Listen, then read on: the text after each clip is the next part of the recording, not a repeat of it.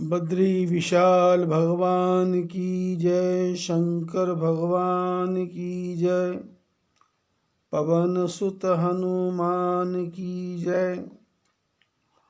फाल्गुन मास पवित्र मास, और इस पवित्र मास में हम सब परमात्मा की भक्ति को किसी न किसी प्रकार के साधन से कर रहे हैं। कुछ लोग स्नान करते हैं, कुछ लोग ध्यान करते हैं, कुछ लोग उपासना करते हैं, कुछ यज्ञ करते हैं, कुछ हवन करते हैं, कुछ सत्संग सुनते हैं, कुछ लोग सत्संग सुनाते हैं।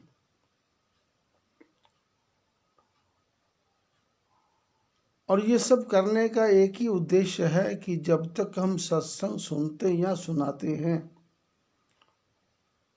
तब तक हमारा मन संसार की बेकार की भावनाओं की तरफ नहीं बहता। हमारा मन परमात्मा के चरणों की तरफ लगता है और हम उस परमात्मा को स्मरण करते हैं कि प्रभु तुमने इतना पवित्र जीवन हमको दिया है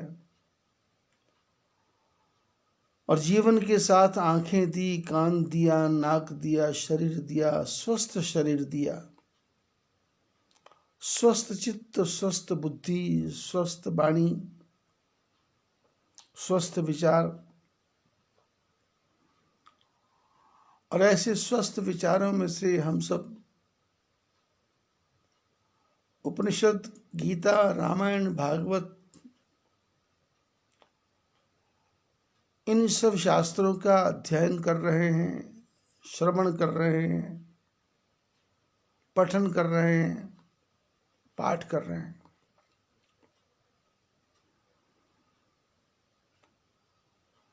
क्योंकि ऋषि मुनियों ने अपने जीवन के जो अनुभव है उनको सूत्रों के रूप में लिखा है।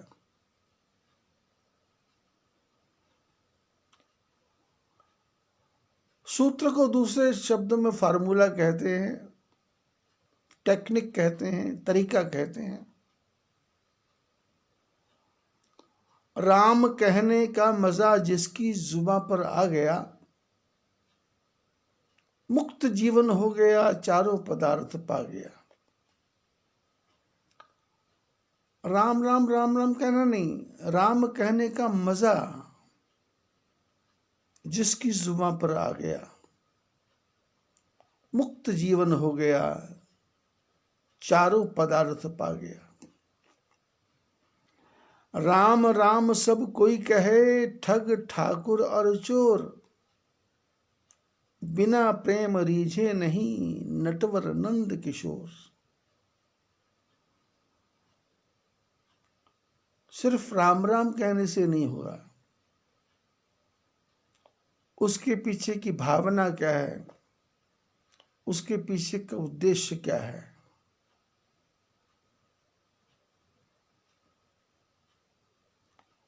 राम कह करके परमात्मा को के प्रति हमारा आकर्षण बढ़े। परमात्मा हमारी तरफ आकर्षित हो ऐसा नहीं है, परमात्मा तो हमारी तरफ आकर्षित है ही। वो परम पिता परमात्मा तो 24 घंटे राउंड क्लॉक अहर्निश, रात दिन 24/7, 365 दिन, 21,600 दिन में श्वास लेते हैं, उन सब में वो हमारे साथ ही लगे रहते हैं, उनको हमारा ही ध्यान है।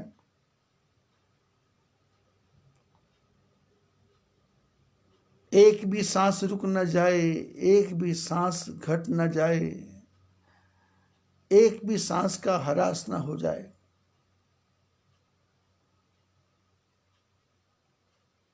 इन सब साधनों को करने वाले परमात्मा है।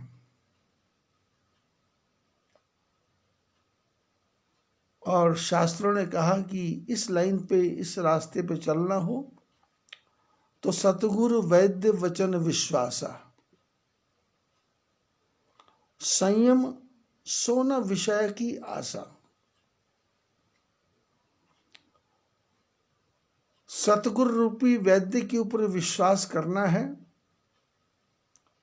और सतगुरु क्या बताएंगे? संयम। संयम क्या? विषयों की आशा नहीं करना, विषयों से रहना परे परे, तू भजले प्राणी हरे हरे। विषयों से दूर, आसक्ति से दूर, संसार में जो भी प्राणी मिल रहा है, जो भी प्राणी दिखाई दे रहा है, उस प्राणी को परमात्मा का स्वरूप समझ करके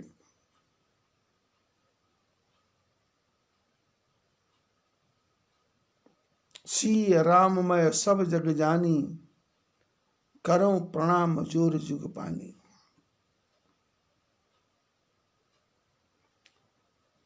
फाल्गुन मास की कथा में हमने देखा कि दशरथ के घर में 4 पुत्रों की प्राप्ति हुई। और पुत्र कैसे? प्रात काल उठ के रघुनाथा, मातु पिता गुरु नावहि माथा। माता पिता गुरु के चरणों में प्रणाम करते हैं और उसका फल क्या निकला कि सारे विश्व में राम जी के प्रेम, राम जी की श्रद्धा, राम जी का विश्वास, राम जी का सुबास इस सब जगह फैल गया। मैं कभी कभी प्रवचन में कहा करता हूं कि यश धीरे धीरे फैलता है और अपयश एकदम फैलता है। सुगंधी को फैलने में देर लगती है, दुर्गंधी को फैलने में देर नहीं लगती। अच्छी बात का प्रचार करने में समय लगता है और ये बुरी बात तो आप एक को सुना दो, वो 200 को, 400 को, 500 को, 1000 को सुना देगा।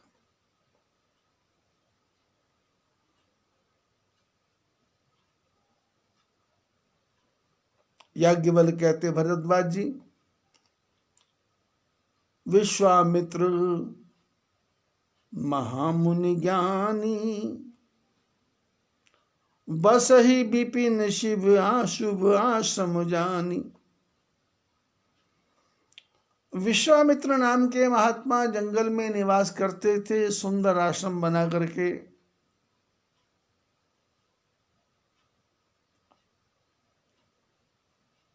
और कथा बड़ी विचित्र है।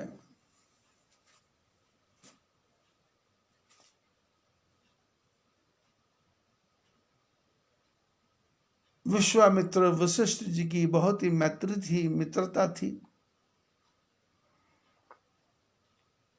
और शास्त्रों में वर्णन है कि जब इनके पैदा होने का समय आया तो ऋषियों ने 2 कलश बनाए, जिसमें कलश में जल रखा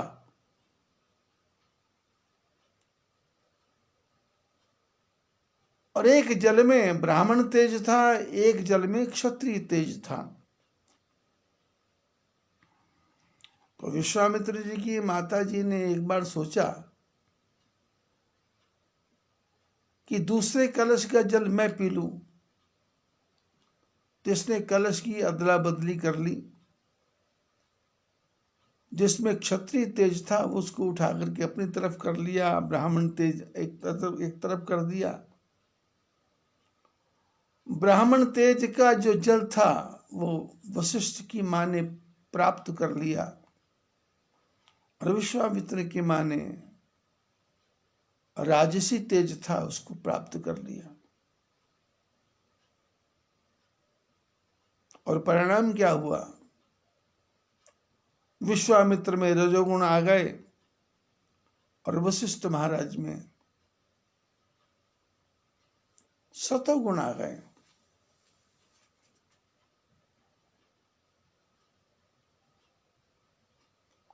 इक्ष्वाकु वंश था।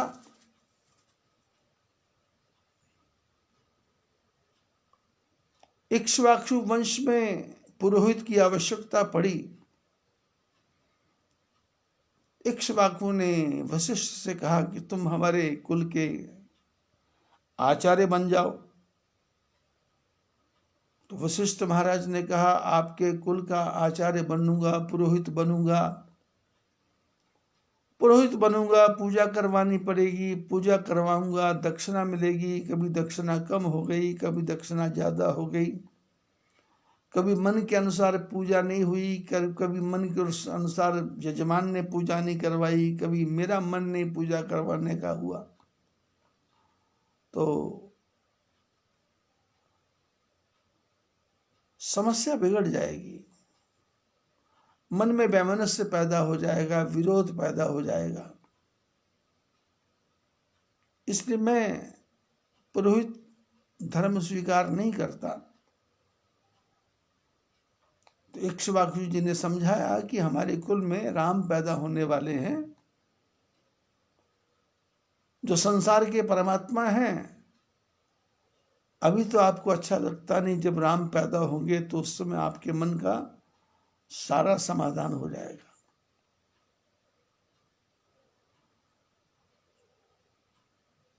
लंका कांड के अंत में, उत्तरकांड के प्रारंभ में भगवान राम एक दिन अकेले बैठे हुए थे। वशिष्ठ महाराज बैठे हुए थे और आपस में चर्चा चल रही थी। वशिष्ठ बोले, मैं तो आपका कुल गुरु बनना ही नहीं चाहता था। भगवान ने कहा, क्यों? बोले, उपरोहित ही कर्म अति मंदा। ये पुरोहित बनना ये मंद कर्म है,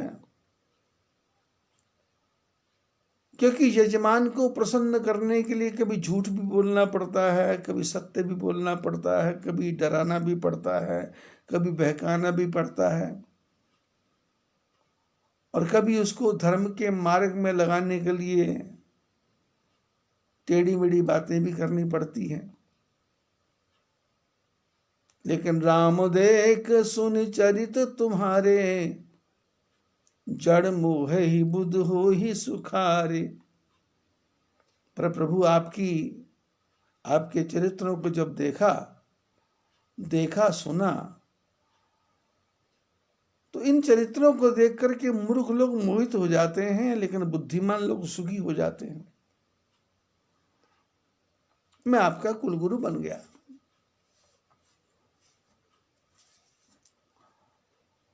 और यदि रामायण को हम ढंग से पढ़ें तो भगवान राम क्या है? भगवान एक पुल के समान है।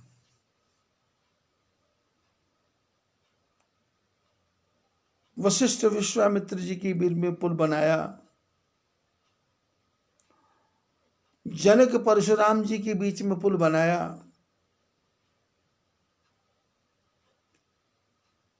कोल किरात बिल्ल बनचारी इनके बीच में पुल बनाया, भविष्ण के बीच में पुल बनाया, रावण के बीच में पुल बनाया, समुद्र के बीच में पुल बनाया।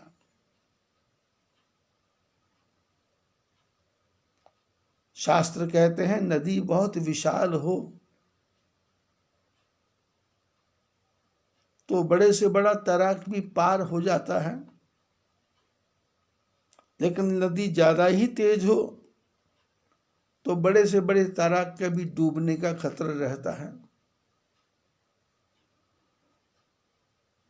लेकिन उसमें साधन है, तैर के चले जाओ, नहीं तो नौका में चले जाओ, नहीं तो रस्सी बांध करके चले जाओ। लेकिन एक साधन और है, अति अपार जे सरित बर, जो नृप सेतु कराही, चढ़ी पिपील कहू परम लघु, बिनु श्रम पार ही जाई। बोले अति पार नदी है, यदि राजा लोग उस पर पुल बना दें, अति अपार ये सरित बर, जो नृप से राजा पुल बना दे तो उस पुल के ऊपर हाथी भी चला जाएगा, मनुष्य भी चला जाएगा, पक्षी भी चला जाएगा, पैदल पशु भी चला जाएगा, और छोटी से छोटी चींटी भी चली जाएगी। तो भगवान क्या करते हैं? पुल का काम करते हैं। विश्वामित्र वशिष्ठ जी के जीवन की कथा है। वशिष्ठ महाराज अपने शिष्यों के साथ में वशिष्ठ महाराज के यहाँ आए थे। विश्वामित्र जी जंगल में वशिष्ठ जी निवास करते थे अपनी पत्नी अरुंधति के साथ में।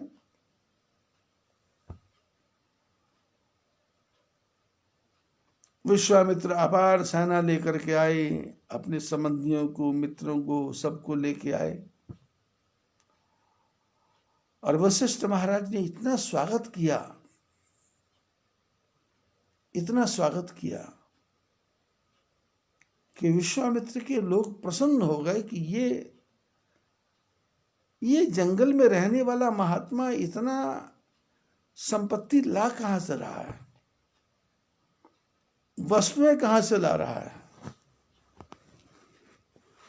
सहज भाव से वशिष्ठ महाराज से विश्वामित्र ने पूछा कि आपके पास तो कोई धन नहीं है, संपत्ति नहीं है, तो ये सब क्या है, ये सब कहां से आ रहा है? वशिष्ठ महाराज ने सहज भाव से कहा कि मेरे पास कामधेनु गाय है।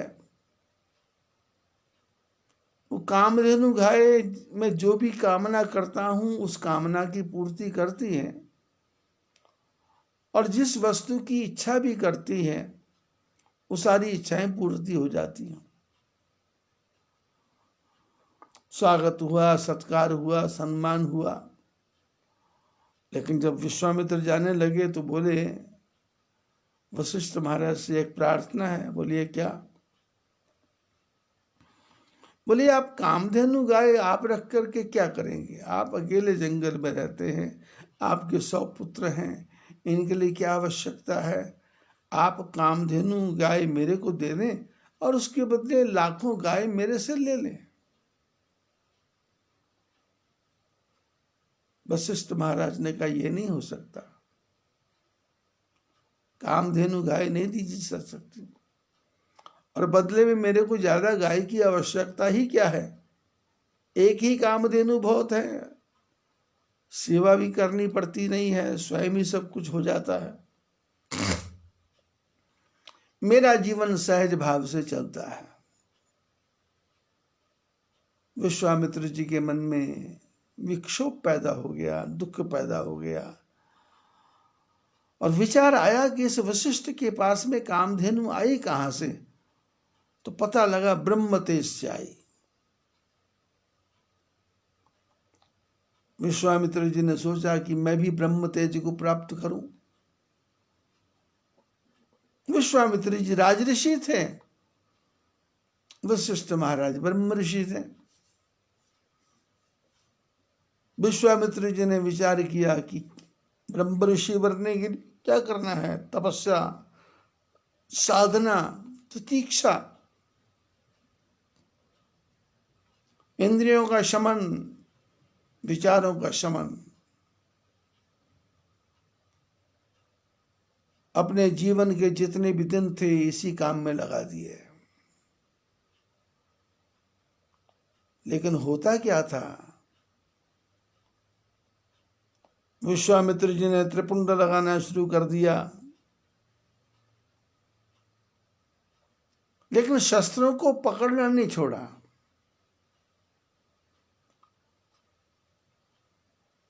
पूजा पाठ सीख लिया, जप तप सीख लिया, मंत्र सीख लिया, साधना सीख ली, विद्वानों में बैठना सीख लिया। तो चर्चा फैल गई चारों तरफ की कि विश्वामित्र ब्रह्म ऋषि बन गए, विश्वामित्र ब्रह्म ऋषि बन गए, विश्वामित्र ब्रह्म ऋषि बन गए। लेकिन विश्वामित्र ब्रह्म ऋषि बने हैं, इसकी गारंटी देगा कौन? इसके ऊपर मोहर कौन लगाएगा? इस पर सिक्का कौन मारेगा कि ये ब्रह्म ऋषि हैं? तो लोगों ने कहा वशिष्ठ के सिवाय कोई इसको सिद्ध नहीं कर सकता, वशिष्ठ कहेंगे तो ही आप ब्रह्म ऋषि बन सकते हैं।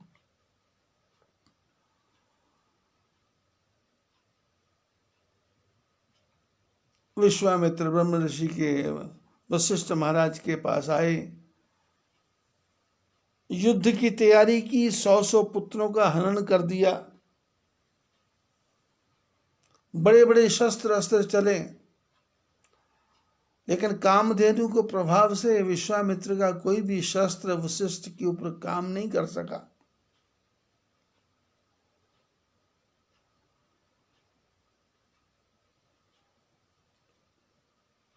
कथा में लिखा है, एक दिन विश्वामित्र के मन में विचार आया कि रात्रि के समय इस वशिष्ठ की गर्दन काट दी जाए तो झगड़ा ही खत्म हो जाएगा। पूर्णिमा की रात्रि थी, अरुंधति के साथ वशिष्ठ बैठे थे कुटिया के बाहर और आकाश में चंद्रमा को देख रहे थे। और विश्वामित्र आज वशिष्ठ को मारने के लिए आए, कुटिया के पीछे छुप गए। वशिष्ठ अरुंधति वार्ता कर रहे हैं कि संसार में सूर्य का तेज है, चंद्रमा का तेज है, आकाश में इतने सितारे हैं, इस समय चमक किसकी होगी? वशिष्ठ महाराज ने कहा, अरुंधति ये चमक किसी की नहीं है, ये चमक सिर्फ एक विश्वामित्र की है। विश्वामित्र की साधना, विश्वामित्र की तपस्या, विश्वामित्र की तितिक्षा, विश्वामित्र की सहन शक्ति।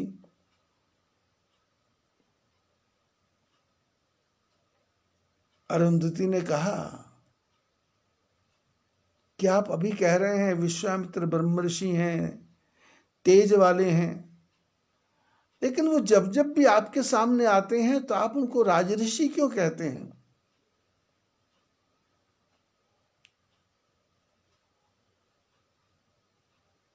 वशिष्ठ बोले, मैं उसको राजऋषि नहीं कहता, वो बनके तो आते हैं ब्रह्मर्षि, लेकिन धनुष बाण लेकर के आते हैं। अब जब धनुष बाण हाथ में है तो मैं उसको राजऋषि ही कहूंगा। धनुष बाण छोड़ करके आ जाएं तो मैं उसको कभी भी ब्रह्मर्षि कहने को तैयार हूं।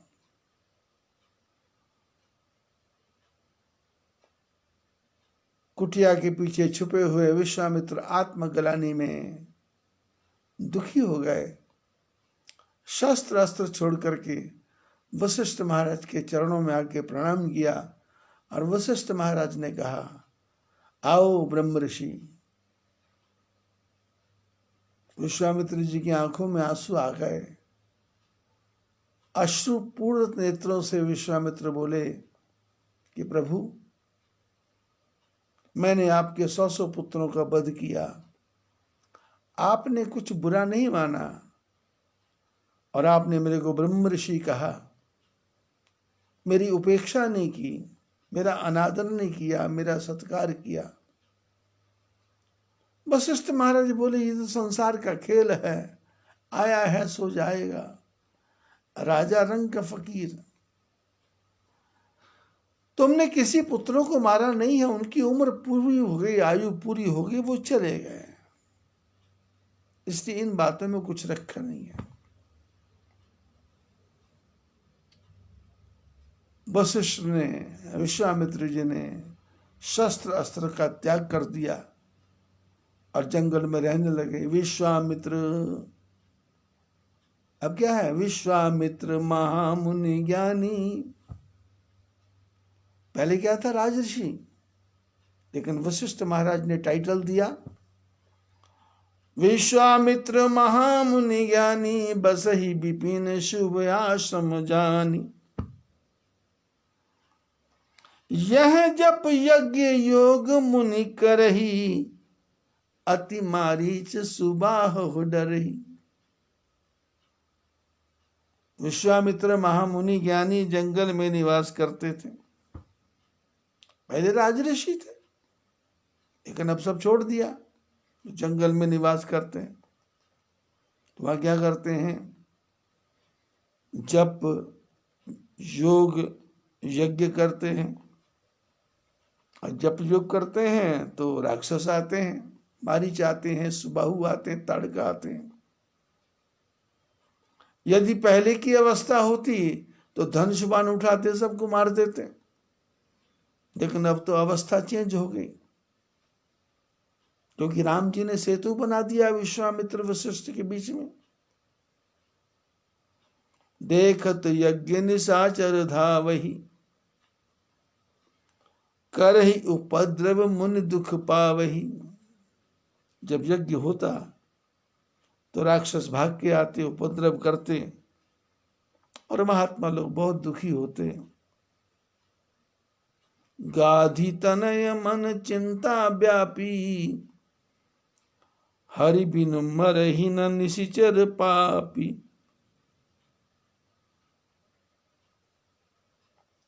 गाधी माता के पुत्र उनमें चिंता हो गई कि भगवान के बिना इनका मरण मुश्किल है, ये राक्षस मरेंगे नहीं। तब मुनिवर मन कीन विचारा, प्रभु अब तरे हरण मही भारा। तब विश्वामित्र जी के मन में विचार आ गया कि सुगंधी फैल गई थी राम जी की, कि भगवान भय प्रकट कृपाला, दीन दयाला, कौशल्या हितकारी। देवताओं ने स्तुति की थी। तो विश्वामित्र जी को लगा भगवान प्रकट हुए गए। और भगवान कैसे? धरती के भार को हल्का करने के लिए।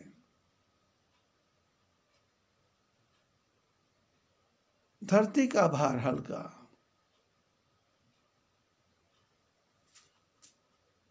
और विश्वामित्र जी ने विचार किया कि इसी तरीके से मैं जाऊं और दोनों भाइयों को लेकर के आऊं। ज्ञान विराग सकल गुण अयना, सो प्रभु मैं देखूं भरी नयना। विश्वामित्र जी ने विचार किया कि मैं ऐसे परमात्मा का दर्शन करता हूं जो ज्ञान से भरे हुए हैं, वैराग्य से भरे हुए हैं, और भक्ति से भरे हुए हैं, और गुणों से भरे हुए हैं। मैं ऐसे परमात्मा को अपनी आंखों से जा करके भर करके देखूंगा। वह विधि करत मनोरथ, जात लागी नहीं वार। अब टारगेट सामने हो और उपक्रम शुरू हो जाए, लक्ष्य सामने हो और आदमी उसकी तरफ बढ़ने लग जाए, और विचार करते करते बढ़ता जाए तो फिर देर लगती नहीं है। आलसी आदमी विचार ही करता रहता है, आज करूंगा, कल करूंगा, परसों करूंगा। लेकिन जो बुद्धिमान कहता है वो कहता नहीं, कार्यम व साधेयम देहम व पाथेयम, या कार्य को सिद्ध करूंगा, नहीं तो शरीर का त्याग कर दूंगा। करिमज्जन सरयू जल गए भूप दरबार।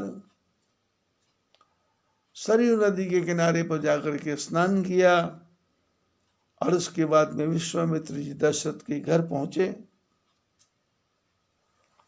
और दशरथ ने जब सुना मुनि आगमन, सुना जब राजा, मिलन गए लय विप्र समाजा। राजा दशरथ ने जब सुना कि हमारे राज्य में विश्वामित्र जैसे महर्षि आए हैं, तो सारे ब्राह्मणों को साथ लेकर के उनको मिलने के लिए गए। करी दंडवत मुनि सन्मानी, निज आसन बैठा रही आनी। जाकर के दंडवत प्रणाम किया और विश्वामित्र जी को अपने आसन के ऊपर बिठाया।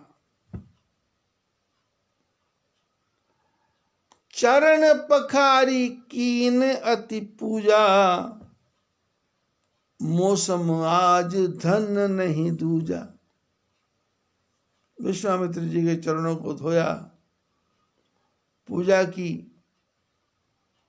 और कहा कि मेरे जैसा भाग्यशाली कौन हो सकता है जिसके घर में परमात्मा भगवान महात्मा स्वयं पधारे हों। मेरा कितना अच्छा भाग्य है।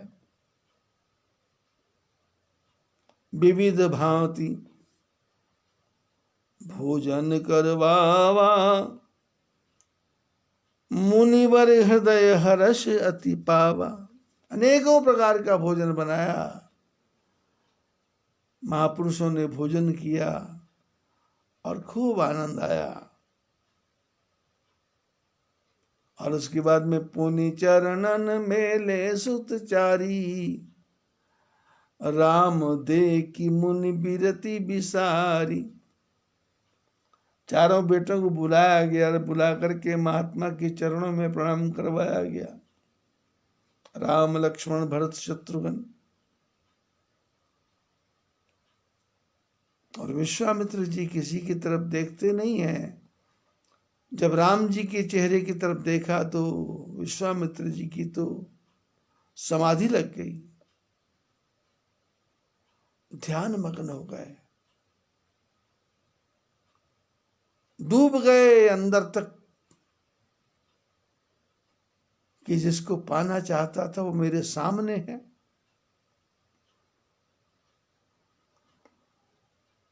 भय मगन देखत अति सुख शोभा, जन चकोर पूरण शशि लोभा।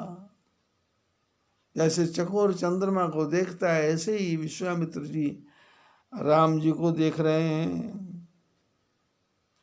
तब मन हर्ष वचन कहराऊ, मुनि अस कृपा कीन नहीं काऊ।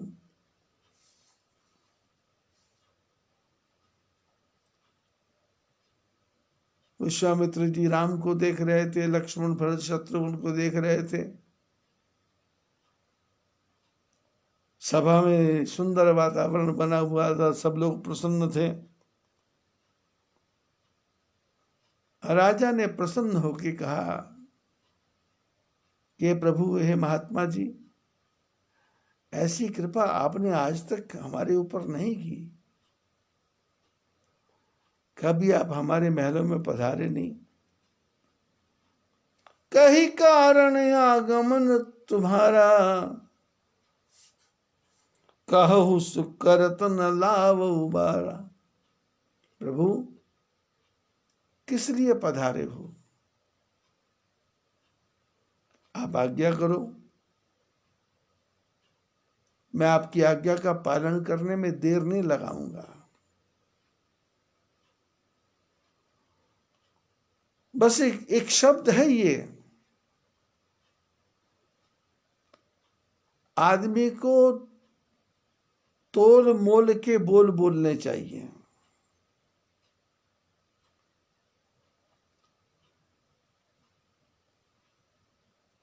एकदम नहीं फटाफट बोल दिया। बहुत विचार करना है, बहुत समझना है। हमारे शब्दों का अर्थ कहाँ जाकर के निकलेगा, हमारे शब्दों का अर्थ का अनर्थ कहाँ हो जाएगा। हमारा शब्द जीवन में कहाँ पर मोड़ मोड़ देगा। हमारा शब्द किसी के जीवन में कहाँ क्रांति पैदा कर देगा, कहाँ विद्रोह पैदा कर देगा, कहाँ विक्षोभ पैदा कर देगा, कहाँ ग्लानि पैदा कर देगा। कब आदमी मन में अपने को छोटा महसूस करने लग जाएगा।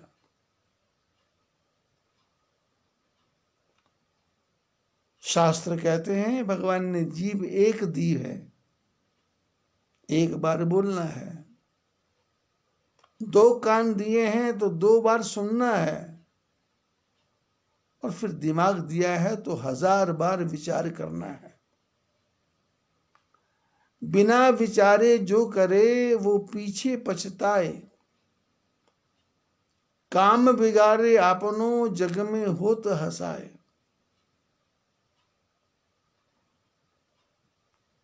आधी दौड़ आधी छोड़ पूरी को धावे, और आधी गई न पूरी पावे। आगा दौड़ पीछा चौड़, ऐसा नहीं होना चाहिए। सोच लेना चाहिए मैं क्या कह रहा हूं, इस पे क्या फर्क पड़ेगा, कितना बुद्धि आएगी।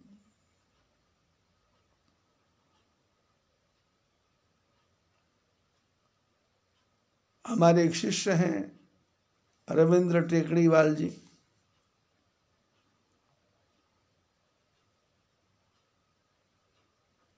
और उनके बच्चे तो छोटे हैं, लेकिन पति पत्नी का स्नेह इतना ज्यादा है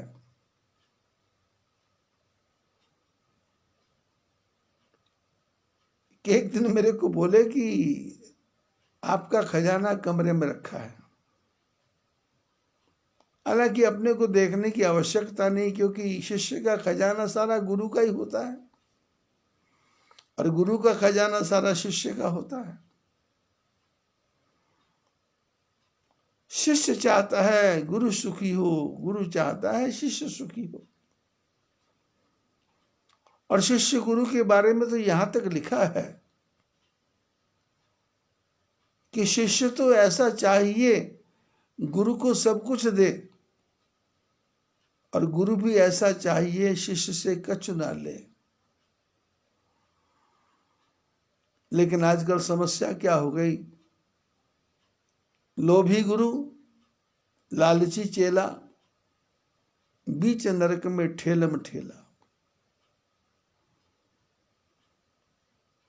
मैं किसी की निंदा नहीं कर रहा हूं। आजकल आप YouTube पे देख रहे होंगे कि वो जग्गी महाराज शिवरात्रि के दिन कोई उत्सव करने वाले हैं, तो उत्सव की वो तैयारियां पिछले 15-20 दिन से चल रही हैं, उनकी ऐड आ रही है। और यही दृश्य मैंने रविशंकर के साथ में भी देखा था बहुत दिनों के पहले। जैसे वो सिर हिलाता था वैसे ये जग्गी भी सिर हिला रहा है, क्योंकि यहाँ जग्गी की भी कमी नहीं है, ये रविशंकर की कमी नहीं है, ये हमारे आपके जैसे मूर्ख शिष्यों की कमी है, जो हम ऐसे लोगों के पीछे पड़ जाते हैं। कोई श्रीवास्तव नाम का आदमी रजनीश बन जाता है, ओशो बन जाता है, वो नाचने लगता है, हम भागने लगते हैं। कोई ढोंग करता है, कोई पाखंड करता है। अब मैं देख रहा था उसकी वो ऐड, हजारों लोग नाच कर रहे हैं, आग वाले आग उड़ा रहे हैं, और लंबी स्टेज बनी हुई है। बीच में एक तरुण सागर भी हुआ था, एक जैनों का, बड़ा ही चिल्ला चिल्ला करके गला फाड़ फाड़ के बोलता था। उसके लिए भी सिंहासन बनते थे, कमल के सिंहासन, उस पर घुमाया जाता था, लोग देखते थे, मरमरा गया।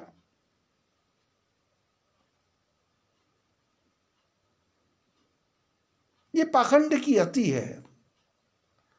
इसके पीछे गुरु नहीं है, इसके पीछे शिष्यों का मूर्खता है। और शिष्य भी कैसे, जो जिनको सो कॉल्ड वेल एजुकेटेड कहते हैं, मैं उनको महामूर्ख कहता हूं। एजुकेटेड नहीं है, महामूर्ख है। लाखों की सैलरी है,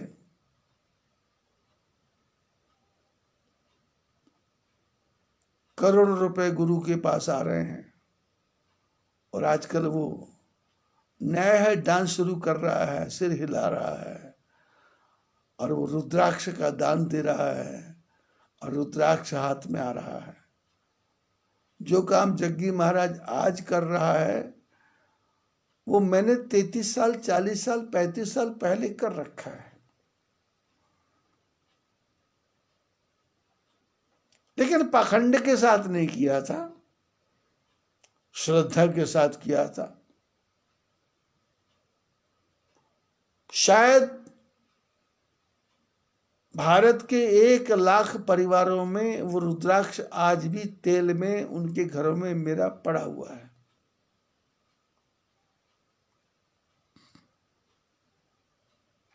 भावना ठगने की नहीं है, भावना सिर हिलाने की नहीं है, ऐसा नाटक करने की नहीं है कि तुम घुटने की दवाई भी बेचना शुरू कर दो। और ध्यान रखना, जो गुरु ये कहता है कि मेरे पास हर चीज की दवाई है, वो एक तनु नाम के कपटी मुनि जैसा है, वो कालनेमी नाम के कपटी मुनि जैसा है, वो रावण जैसा है, वो राहु जैसा है, वो कंस जैसा है। इनको गुरु कहने का अधिकार नहीं है। शिष्य को तो प्रेम से भी समझाया जा सकता है।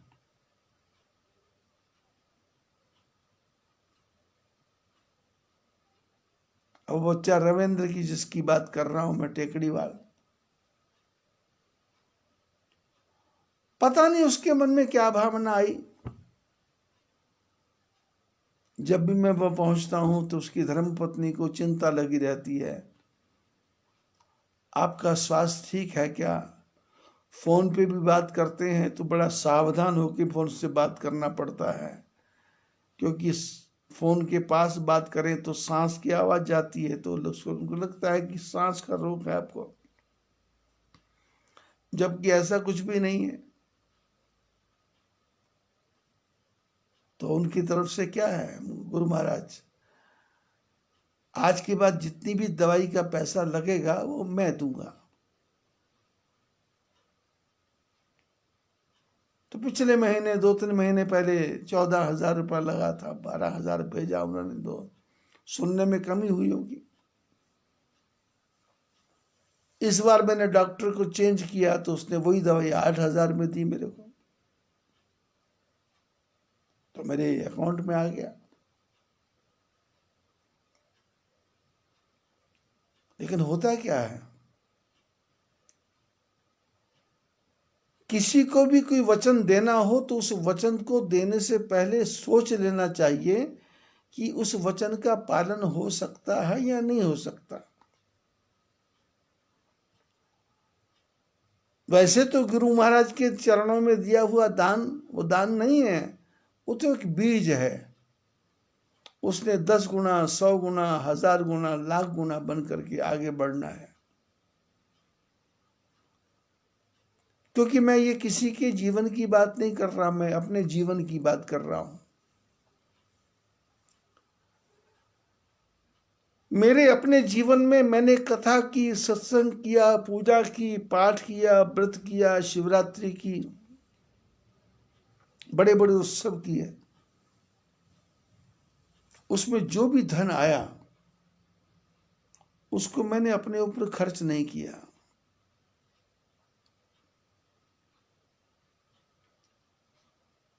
मेरे जीवन में इस प्रकार के लोग आए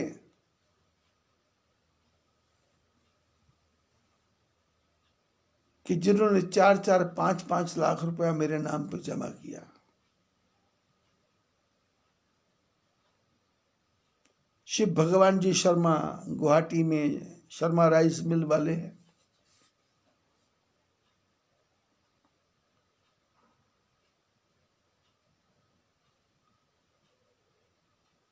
श्री नारायण दत्त जी शर्मा गुवाहाटी में ब्राह्मण हैं। और एक हमारी माता नारायणी देवी गुवाहाटी में ही है। एक चीनी कोठी में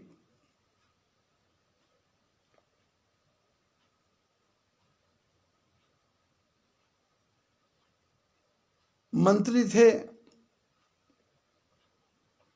उनके परिवार की तरफ से भी 5 लाख बैंक में जमा है।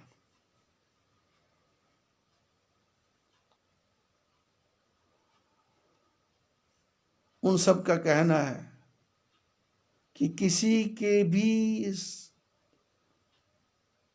पैसे को आप खर्च नहीं करेंगे, हमारा पैसा बैंक में रहेगा, उसका ब्याज आएगा, उसी से आपकी गाड़ी का पेट्रोल, आपका भोजन, आपका दूध, आपका फल, आपकी सब्जी, आपका भोजन, आपका घी, जो वस्तु आपको चाहिए आप इसी से लेंगे।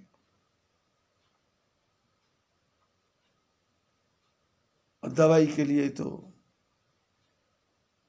छोटी मोटी रोग होती है तो व्यवस्था चलती है। विश्वामित्र दशरथ के पास गए और विश्वामित्र के सामने दशरथ ने इतनी बड़ी ऊंची बात बोल दी जो नहीं बोलनी चाहिए।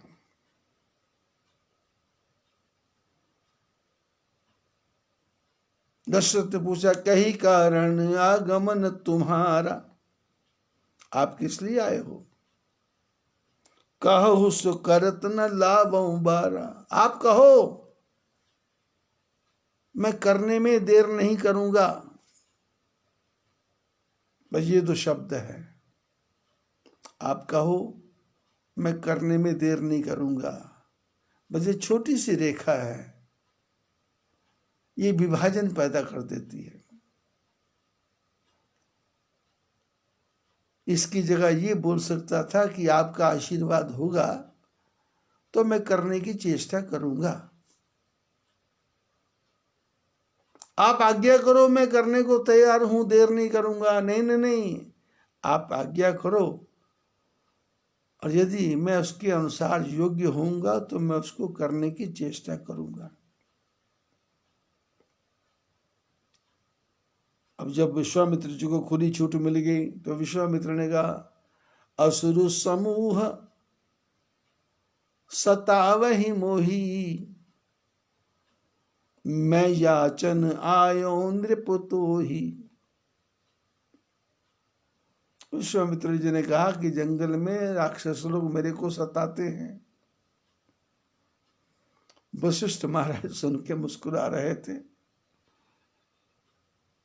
कि कोई जमाना वो था कि विश्वामित्र से दुनिया डरती थी, और आज ये जमाना है कि ब्राह्मण का वेश बना लिया, ब्राह्मण के पंथ में चल पड़े, ब्राह्मणत्व धारण कर लिया, अब इनको राक्षसों से डर लगता है। असुर समूह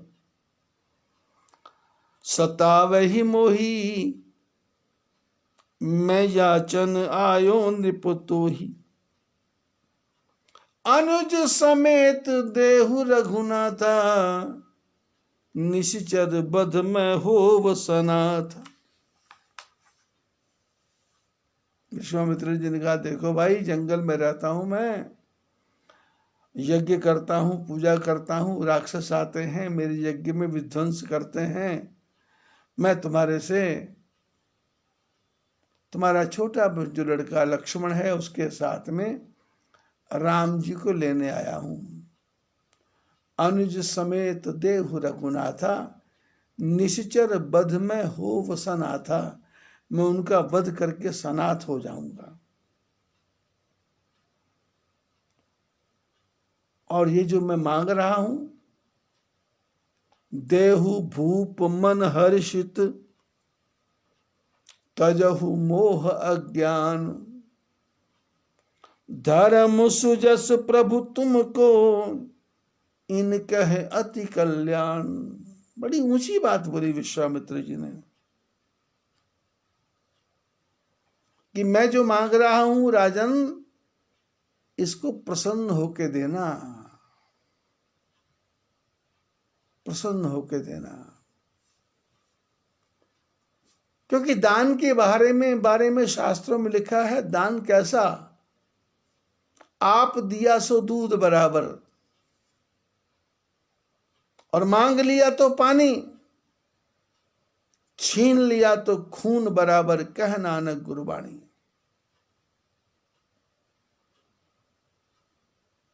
कभी कभी मेरे जीवन में भी ऐसी घटना होती है।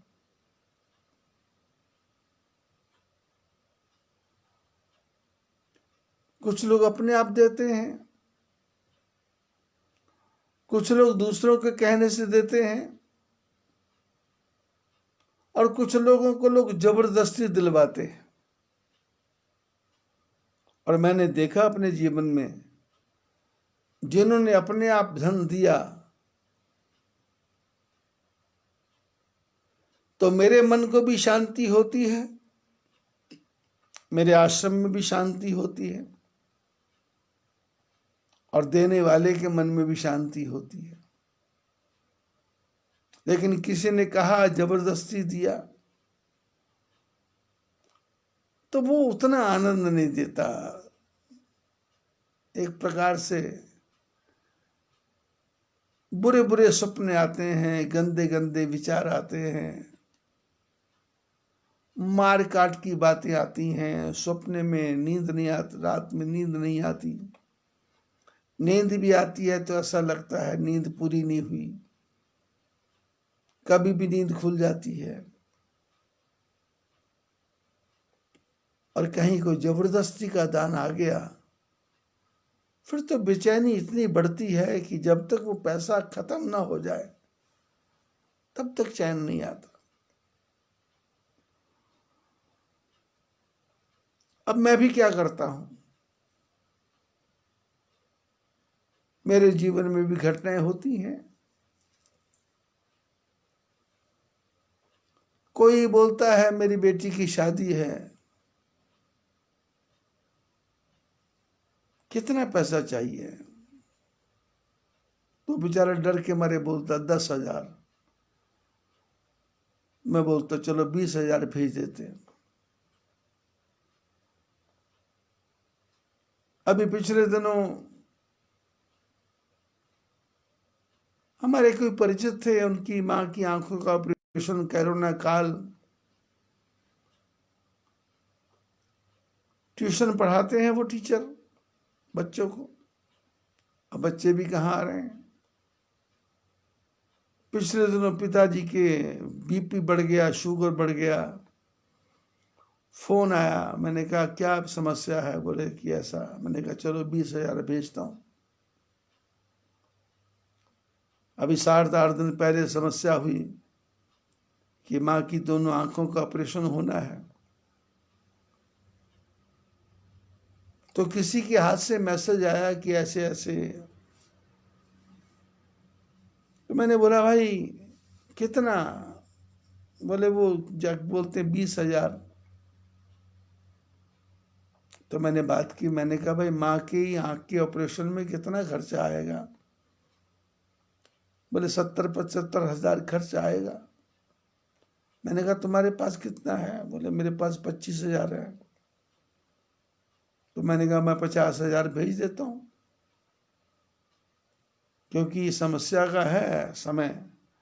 अब कहीं से तुम मांगोगे, उधार मांगोगे, अब उधार वाला फिर बोलेगा जल्दी कर दो, तो 50 भेज देता हूँ। बेचारे की आंखों में आंसू आ गए, रोने लग गया। अब पिछले कल या परसों मैंने बात की। मैंने कहा भाई माँ का ऑपरेशन हो गया क्या? बोले एक का हो गया, एक आंख का हो गया, दूसरी का 10-15 दिन बाद बुलाया है। तो मैंने कहा भाई माँ की ऑपरेशन का तो हो जाएगा, लेकिन घर के खर्चे का क्या बनेगा? बोले नहीं मैं कर लूंगा। तो मैंने कहा ठीक है, मैं 20,000 और भेजता हूँ। बोले नहीं नहीं नहीं। तो मैंने कहा चलो 10,000 भेज देता हूँ, घर खर्च चलाओ, और जब तुम्हारा ट्यूशन का काम चल जाए तो वापस कर देना। और नहीं भी होगा तो मेरे को कोई इच्छा नहीं है, अच्छे काम में लग गया। अभी पिछले दिनों ही मेरे यहाँ एक बालक काम करता है, उसकी मासी के पेट में ऑपरेशन था। अब उसकी सैलरी कितनी है? 5-6-7 हज़ार। लेकिन परिस्थितियां परिवारों की, कोरोना की, संसार की, आदमी सब दुखी हैं। डरते डरते उसने कहा कि मेरी मौसी का ऑपरेशन है,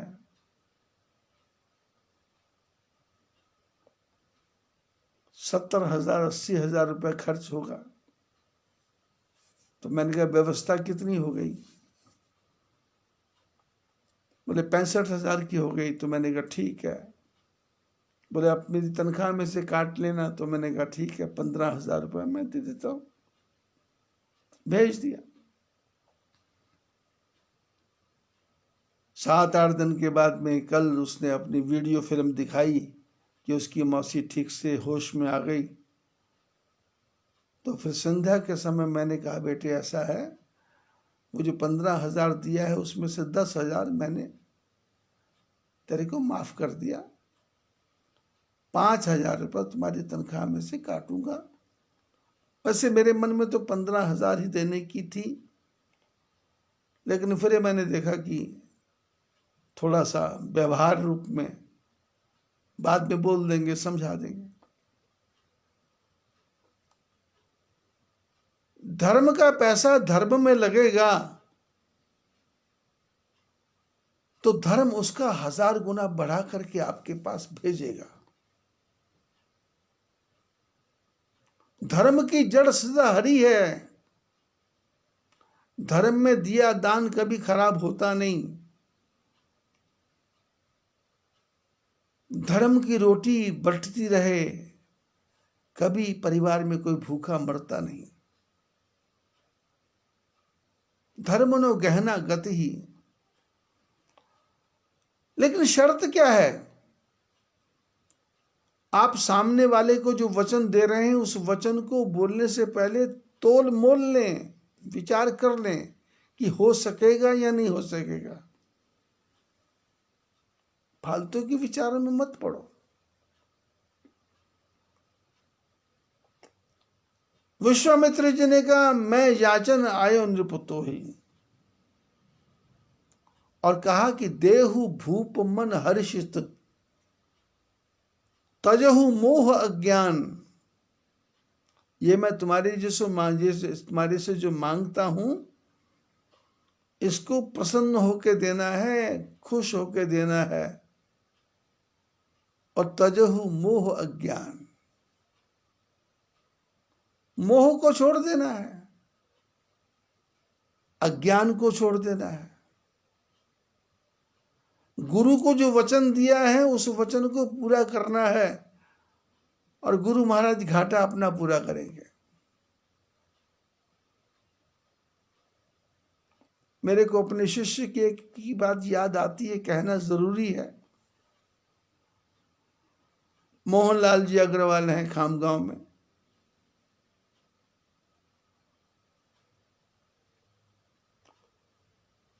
कोई जमाना था, कुसंग में रहते थे,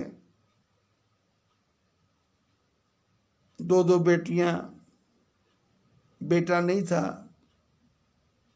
परिवार को गुरु मंत्र दिया, बेटा हो गया। बेटियों की ठीक समय पर शादी हो गई। बेटा MBBS हो गया, पता नहीं उसके आगे MD हो गया। लेकिन आज से 7-8 साल पहले उन्होंने एक वचन दिया था कि मैं 20 रुपए रोज निकालूंगा, वो आपको दूंगा।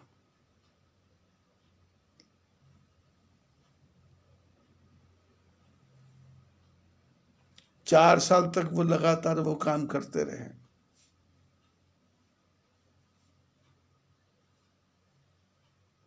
किसी प्रकार की कोई कमी नहीं रही। और पिछले 4 साल से उन्होंने मेरे को देना लेना बंद कर दिया। अब मैंने कहा भाई देना लेना बंद कर दिया तो मैं भी क्या कर सकता हूं, तुम अपने वचन को ही तोड़ रहे हो, इसलिए मैं कुछ नहीं कर सकता। अब कभी कभी फोन आता उनकी धर्मपत्नी लता का, उनका, कि तबीयत ठीक नहीं रहती। तो मैंने कहा तबीयत तुम्हारी ठीक नहीं रहती, तबीयत तो मेरी भी ठीक नहीं रहती। तुम अपने वचन को भूल गए हो, तुम अपने शब्द को भूल गए हो। बीमारी पे 15,000 रुपया महीना खर्च कर रहे हो, उसके बदले मेरे को साल भर का जो 20 रुपया रोज है वो देते रहते, तो क्या कमी थी।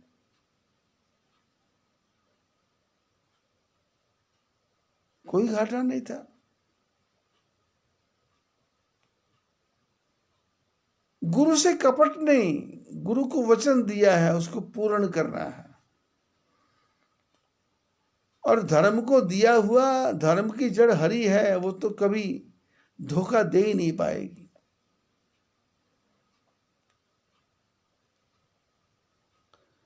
दशरथ ने कहा आप जो मांगोगे मैं देने को तैयार हूं, आप बोलिए क्या चाहिए। ऐसा नहीं बोलना चाहिए था। अब विश्वामित्र तो साधु हैं, सीधे स्वभाव के हैं, तो उन्होंने अपने ज्ञान की चर्चा की कि देहु भूप मन हर्षित, तजहु मोह अज्ञान। बोले दे दो राजन। देना कैसे? मन को प्रसन्न करके, फूक के नहीं, जल के नहीं, सड़ के नहीं, इरिटेट होके नहीं। और देते समय मोह को छोड़ देना, अज्ञान को छोड़ देना। मोह, ये चारों बेटे तेरे नहीं है। और अज्ञान, जीवन में ज्ञान रखना, क्योंकि ज्ञान आएगा तो समझ आएगी। ये श्रृंगी ऋषि ही वशिष्ठ बुलावा, पुत्र काम शुभ यज्ञ करावा, प्रगटे अग्नि चरु कर दीने। और यज्ञ भगवान की कृपा से 4 बच्चे पैदा हुए हैं, और मैं 2 पुत्र मांग रहा हूं, 4 नहीं मांग रहा। तो ये 2 देने हैं। देहु भूप मन हर्षित, तजहु मोह अज्ञान। मोह को छोड़ दो, अज्ञान को छोड़ दो। तो अज्ञान को छोड़ दोगे, मोह को छोड़ दोगे तो क्या होगा? धर्म सुजस प्रभु तुमको, इन कहे अति कल्याण। तेरे को तो धर्म मिलेगा, तेरे को यश भी मिलेगा, और इन बच्चों का कल्याण हो जाएगा, इन बच्चों को सुमार्ग मिल जाएगा। हमारे आपके जीवन में यही विचित्रता है कि पुण्य का कार्य करना हो तो 10 आदमी से पूछेंगे, पाप का कार्य करना हो तो किसी से भी नहीं पूछेंगे। रुद्रपुर में हमारा एक बच्चा है, कृष्णा कृष्णा, उनकी नानी गंगाबाई रावत नैनीताल में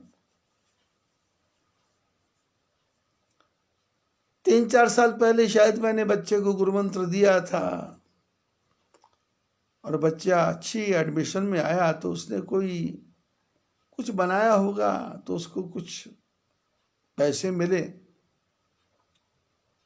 तो कल या परसों वो अपने माँ बाप से कह रहा था कि मेरे को मिला है, तो मैं 500 रुपया गुरु महाराज को भेंट करना चाहता हूं।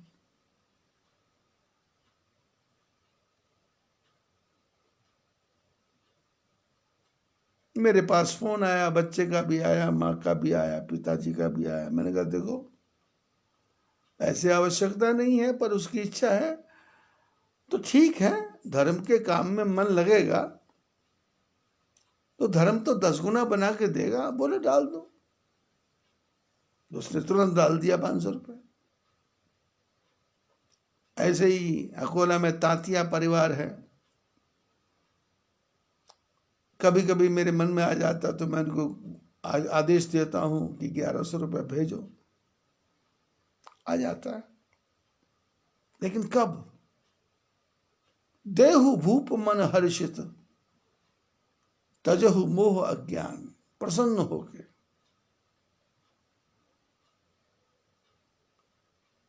धन अपने आप बढ़ेगा, धन की कमी नहीं रहेगी, धन बरसेगा, आपसे समेटा नहीं जाएगा, हर वस्तु आएगी।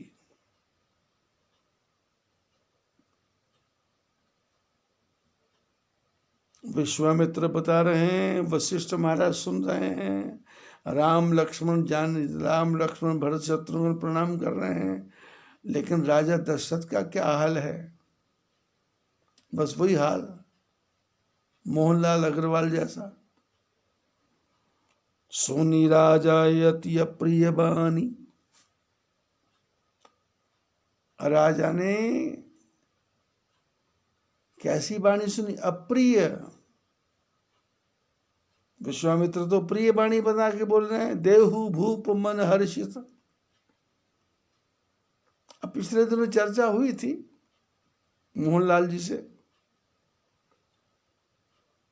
कि 10 साल के बाद में उनके बिटिया के बच्चा हुआ, प्रार्थना करते रहते थे मेरे से। मैंने कहा भगवान कृपा करेंगे हो जाएगा। तो बता रहे थे कि 80-90 हजार रुपया वहां देना पड़ा।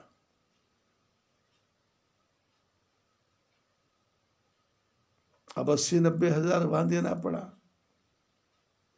तो यहां मेरे वाले में देने में क्या हरकत है? तो क्या है, धर्म हाथ पीछे खींच लेगा। धर्म कहेगा तुम नहीं मानते हो तो मेरे को भी तुम्हारी क्या आवश्यकता है। विश्व में 8 अरब लोग हैं, किस किस का ध्यान करें, किस किस के बारे में सोचें। कबीरा तेरी झोंपड़ी गलकट्टों के पास, करेंगे सो भरेंगे तू क्यों भयो उदास।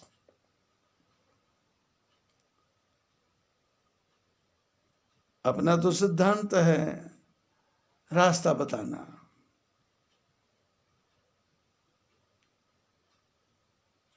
किसी परिवार को मैंने 1 रुपया लगा रखा मैं रोज का, किसी को 2 रुपया, किसी को 5 रुपया, किसी का 10 रुपया। और आप देखेंगे तो मेरा जीवन तो इतना सिंपल है कि पिछले 10 महीने से आप कथा करते देखोगे तो मेरी एक ही जैकेट है, एक ही शॉल है, एक ही टोपी है। बाहर कहीं जाना नहीं है, किसी को दिखाना नहीं है। संध्या के समय 2 घंटे घूमना है पैदल, उसमें भी मेरे को कोई देखता नहीं है। चाहे मैं नीचे धोती पहनूं या ना पहनूं, एक कमीज पहन के घूमता रहूं, कौन देख रहा मेरे को? मेरे को तो अपने ऊपर 1 पैसा खर्च करना नहीं। तुम्हारा पैसा धर्म के कार्य में ही लग रहा है।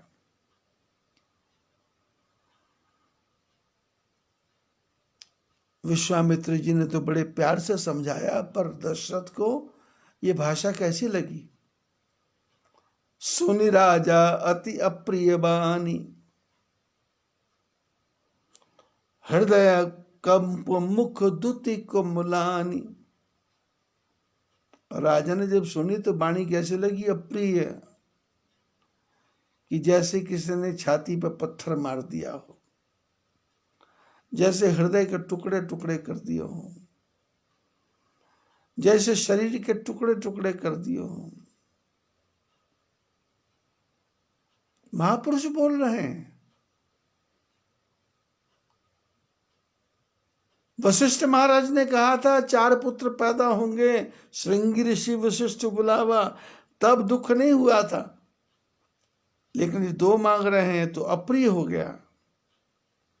हृदय कांप गया, मुंह का चेहरा जो है उसका तेज खत्म हो गया और बोला कि चौथे पन पायो सुतचारी, विप्र वचन नहीं कहूं विचारी। शब्दों की तरफ ध्यान दो।